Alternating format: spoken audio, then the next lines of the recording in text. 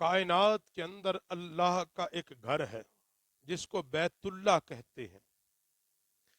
وہ کہاں واقع ہے؟ وہ عرب کی سرزمین مکہ المکرمہ کے اندر ہے۔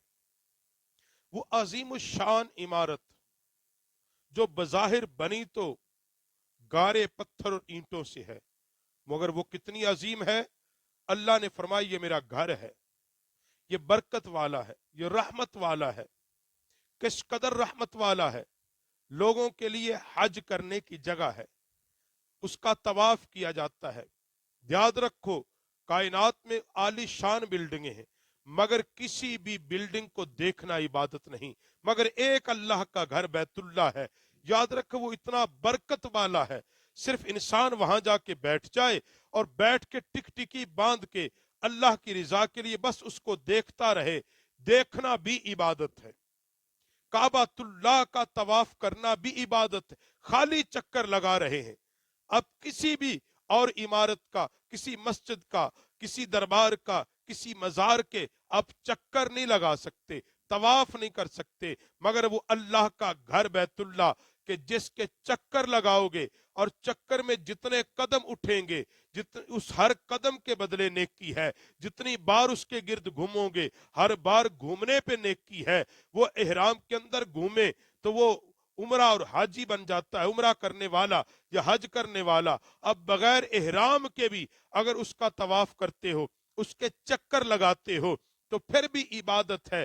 اس کو صرف ہاتھ لگاتے ہو احترام سے، اس کے احترام کو چھو لیتے ہو، اس کا چھونا بھی عبادت ہے۔ تو بتانے کا مقصد ہے کعبۃ اللہ اتنی عظمت والی جگہ ہے، اتنا وہ اللہ کا گھر مقدس ہے، معمر ہے، وہ اتنا کامل ہے، اکمل ہے، عظیم ہے، وہ اتنا عرفہ ہے، اعلیٰ ہے، وہ اتنی عظیم جگہ ہے، وہ اتنا عظیم اللہ کا گھر ہے جس کو کعبۃ اللہ اللہ کا گھر کہا گیا، کہ جس کا دیکھنا بھی عبادت، جس کے گرد چلنا بھی عبادت، جس میں اگر جس کے قریب نماز پڑھیں تو ایک نماز کا ثواب لاکھ نماز کے برابر ہے، جس کو چھونا بھی عبادت ہے، جس کے سائے میں بیٹھنا بھی عبادت ہے۔ وہ کتنا اعلیٰ اور عرفہ ہے عزیزان گرامی قدر۔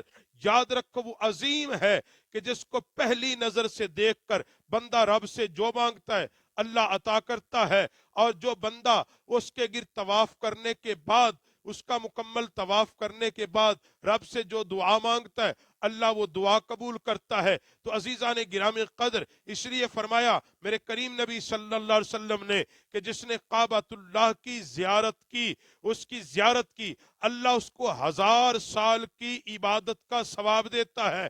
جس نے اللہ کی رضا کے لیے، اللہ کی محبت میں بیت اللہ کی زیارت کی، اللہ حج کا ثواب اس کے نامہ اعمال میں لکھ دیتا ہے۔ اور اس سے بڑی بات کہی خواجہ معین الدین پاک نے، کہ جو اللہ کی رضا کے لیے کعبۃ اللہ کو دیکھتا ہے، اس کی زیارت کرتا ہے، اس کا احترام کرتا ہے، اللہ اس کا نام اولیاء کی صف میں لکھ دیتا ہے۔ ساری کائنات چل کے اس کی زیارت کو جاتی ہے، ساری کائنات اس کا طواف کرتی ہے، ساری کائنات اس سے محبت کرتی ہے۔ کس لیے؟ کیونکہ وہی کائنات میں ایک گھر ہے جو بنایا اللہ کے حکم سے ابراہیم نے تھا، بسایا رسول اللہ نے تھا، اور اللہ نے اعلان کیا کہ قیامت تک جو جو بندہ اس گھر میں آئے گا میں اللہ اس کو معاف فرما دوں گا۔